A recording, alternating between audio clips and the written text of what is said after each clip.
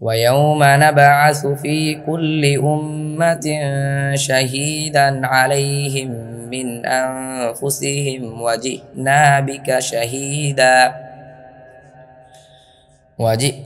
بك شهيدا على هؤلاء ونزلنا عليك الكتاب تبيانا لكل شيء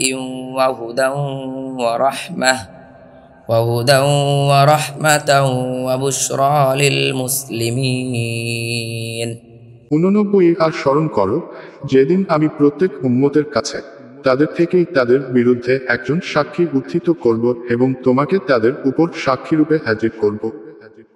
আর আমি তোমার উপর কিতাব নাজিল করেছি প্রতিটি বিষয়ের স্পষ্ট বর্ণনা, হিদায়াত, রহমত ও মুসলিমদের জন্য সুসংবাদস্বরূপ।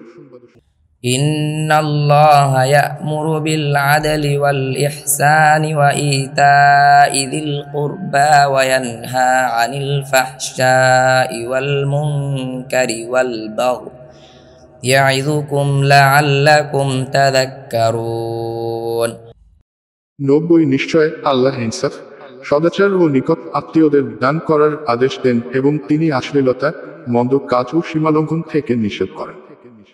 তিনি তোমাদেরকে উপদেশ দেন যাতে তোমরা উপদেশ গ্রহণ করো। وأوفوا بعهد الله إذا عاهدتم ولا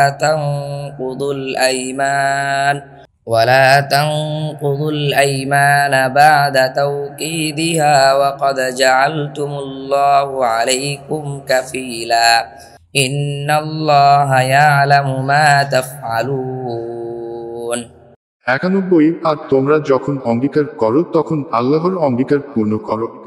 তোমরা পাকাপোক্ত অঙ্গীকার করার পর তা ভঙ্গ করো না এবং প্রকৃত পক্ষে তোমরা নিজেদের জন্য আল্লাহকে জিম্মাদার বানিয়েছ। নিশ্চয় আল্লাহ জানেন যা তোমরা করো।